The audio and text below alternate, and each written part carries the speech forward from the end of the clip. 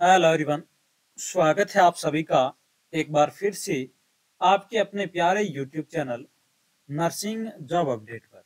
जी हाँ दोस्तों, आज की क्लास नंबर आरआरबी स्पेशल की पॉइंट क्लास नंबर दोस्तों 53 रहने वाली है। 52 क्लासेस ऑलरेडी दोस्तों हमने डिस्कस कर ली है। प्लीज वो सभी क्लासेस आपने अभी तक अटेंड नहीं किए तो दोस्तों चैनल पे विजिट करके वो सभी क्लासेस जरूर अटेंड करें। बहुत इंपॉर्टेंट की पॉइंट हमने डिस्कस की है। फंडामेंटल ऑफ नर्सिंग की दोस्तों आज थर्ड नंबर क्लास रहने वाली है। 2 क्लासेस ऑलरेडी हमने डिस्कस कर लिए हैं जिसमें बहुत शानदार की पॉइंट हमने डिस्कस किए थे।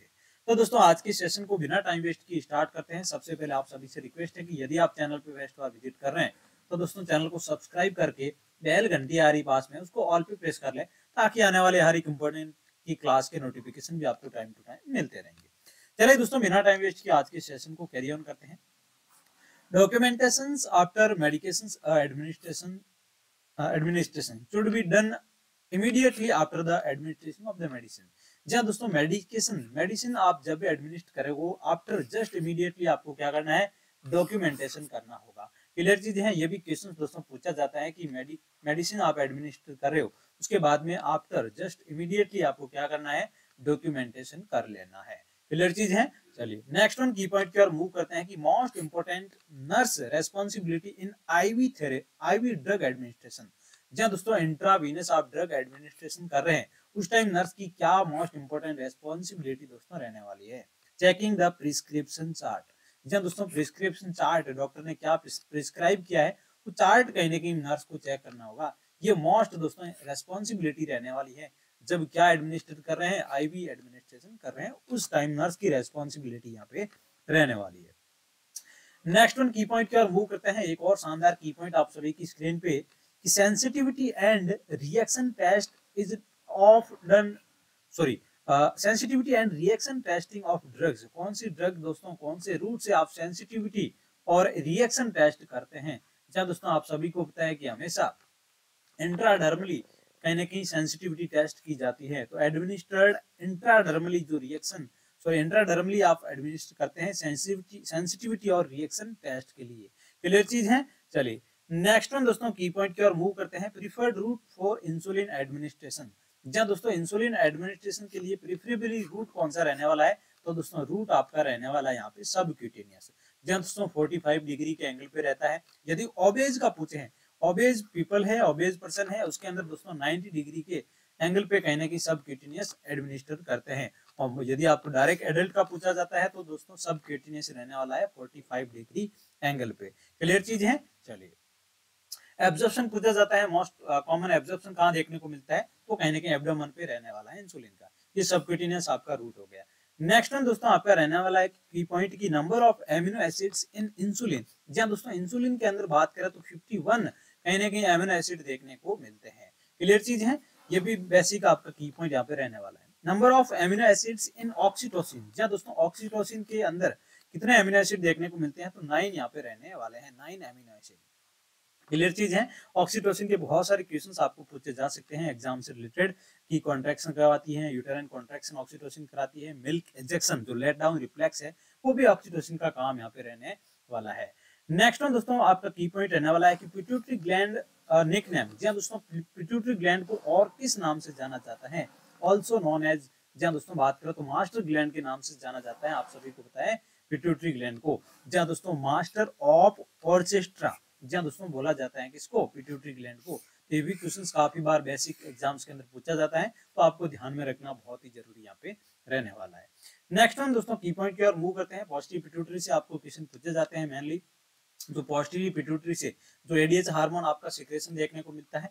और वहीं दोस्तों एक बात करें तो ऑक्सीटोसिन।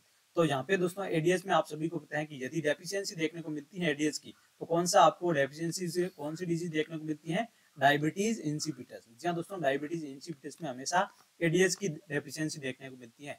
यदि एडीएच की डेफिशिएंसी नहीं है, एडीएच इंक्रीज हो रहा है एक्सेसिव, तो उस कंडीशन में आपको क्या देखने को मिलेगा, सियाद की कंडीशंस देखने को मिलेगी। ये भी क्वेश्चंस आपको एग्जाम्स के अंदर पूछे जा सकते हैं। और बाकी बात करें एंटी पिट्यूटरी से, आप सभी को पता है ग्रोथ हार्मोन, प्रोलैक्टिन हार्मोन है, ये सभी दोस्तों एसीटीएस, ये सारे दोस्तों सिक्रेशन कहाँ से देखने को मिलता है, एंटी पिट्यूटरी से। नेक्स्ट वन की पॉइंट आपका रहने वाला है कि smallest cell in the blood. जी हाँ दोस्तों, ब्लड के अंदर सबसे स्मॉलेस्ट सेल कौन सी रहने वाली है, प्लेटलेट सबसे स्मॉलेस्ट सेल यहाँ पे रहने वाली है। नेक्स्ट में दोस्तों की पॉइंट की ओर मूव करते हैं कि मीनिंग ऑफ PRN। जी हाँ दोस्तों, PRN एब्रीविएशन आपको पूछा जाता है एग्जाम्स के अंदर। इसका मतलब क्या होता है दोस्तों, व्हेन रिक्वायर्ड, जब भी कोई मेडिसिन रिक्वायर्ड होती है उस कंडीशन में आप क्या एब्रीविएशन यूज करेंगे, PRN। जी हाँ दोस्तों, व्हेन रिक्वायर्ड, कभी भी कोई भी मेडिसिन रिक्वायर्ड होती है तो PRN एब्रीविएशन यूज करते हैं। क्लियर चीज है। जैसे आप सभी को पता है कि AC यूज किया जाता है बिफोर मील आपकी कोई मेडिसिन देनी है। उसके बाद में PC यूज किया जाता है आफ्टर मील। ये आपका हो गया बिफोर मील। इस टाइप से OD आपका वंस इन अ डे। ये सारी चीजें दोस्तों ध्यान रखना है। BD twins in a day. Clear चीज है। TID दिन में 3 बार। ये सारी चीज QID दिन में 4 बार, 4 times, 3 times and 2 times and 1 times. तो इस टाइप के क्वेश्चंस आपको एग्जाम में पूछे जा सकते हैं। मोस्ट रैपिड इंसुलिन एब्जॉर्प्शन, मैंने अभी बताया था कि मोस्ट एब्जॉर्प्शन रैपिड पूछा जाता है, तो एब्डोमेन पे सबसे रैपिड इंसुलिन का एब्जॉर्प्शन देखने को मिलता है। ये भी दोस्तों काफी बार एग्जाम्स के अंदर पूछा हुआ क्वेश्चन यहाँ पे रहने वाला है।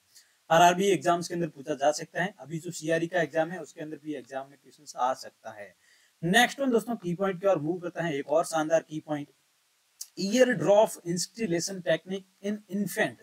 जहां दोस्तों इन्फेंट का पूछा गया है, इन्फेंट के अंदर ईयर ड्रॉप आप इंस्टॉलेशन कर रहे हैं तो आपको क्या करना है, pull the ear downward and backward. जहां दोस्तों डाउनवर्ड एंड बैकवर्ड आपको क्या करना है, ईयर को पुल करना है। ये चीज दोस्तों इन्फेंट के अंदर लागू होती है। क्लियर चीज है। वहीं दोस्तों एडल्ट का पूछा जाता है तो अपवर्ड एंड बैकवर्ड यहाँ पे रहने वाला है। नेक्स्ट वन की पॉइंट की ओर मूव करते हैं। एक और शानदार की पॉइंट आप सभी की स्क्रीन पे, appropriate needle size for insulin injection. जी हाँ दोस्तों, इंसुलिन के लिए कौन सी निडल रहने वाली है, क्लियर चीज है। तो 25 गेज की दोस्तों आपकी निडल यहाँ पे रहने वाली है, 5/8 इंच लॉन्ग दोस्तों रहने वाली है। ये दोस्तों बेसिक आपका की पॉइंट यहाँ पे रहने वाला है कि गोज का कितने गोज की आपकी रहने वाली है, तो सॉरी गेज की बात करें तो 25 गेज यहाँ पे रहने वाली है। 25 गेज इंसुलिन निडल रहने वाली है।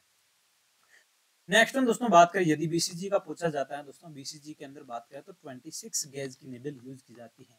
क्लियर चीज है। चलिए, abbreviations for the micro drops. क्या दोस्तों, माइक्रो ड्रॉप्स के लिए दोस्तों म्यू यूज किया जाता है, माइक्रो GTTS। यदि ड्रॉप्स पूछा जाता है तो S लगा लेते हैं, यदि ओनली ड्रॉप पूछा जाएगा तो GTT यूज करते हैं। क्लियर चीज है। तो माइक्रो के लिए दोस्तों कितनी ड्रॉप होती है 1 मिनट के अंदर, 60 ड्रॉप पर मिनट दोस्तों देखने को मिलती है माइक्रो के अंदर।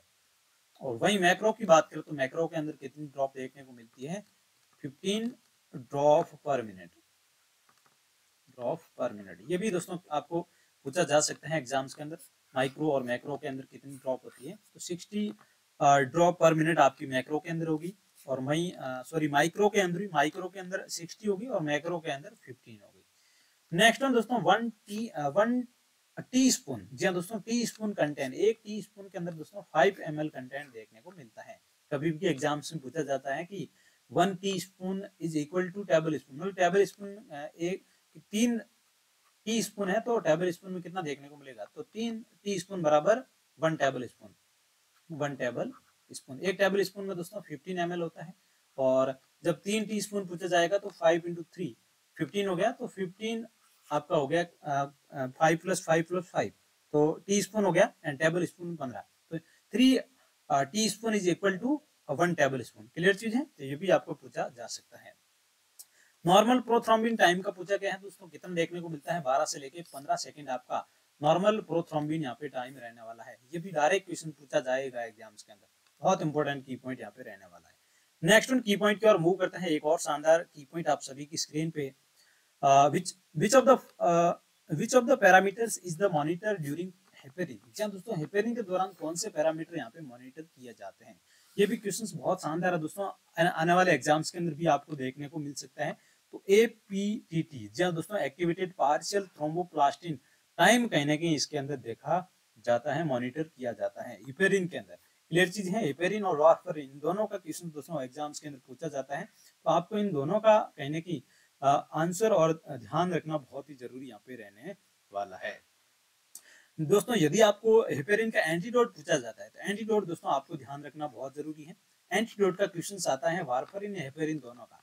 तो हेपेरिन का दोस्तों एंटीडोट क्या रहने वाला है, protamine protamine sulphate. Protamine sulphate दोस्तों हेपेरिन का एंटीडोट यहाँ पे रहने वाला है। क्लियर चीज है, ये भी दोस्तों एग्जाम्स के अंदर पूछा जा सकता है, बहुत इंपॉर्टेंट दोस्तों की पॉइंट यहाँ पे रहने वाला है। वहीं दोस्तों वारफेरिन का पूछा गया है नेक्स्ट वन।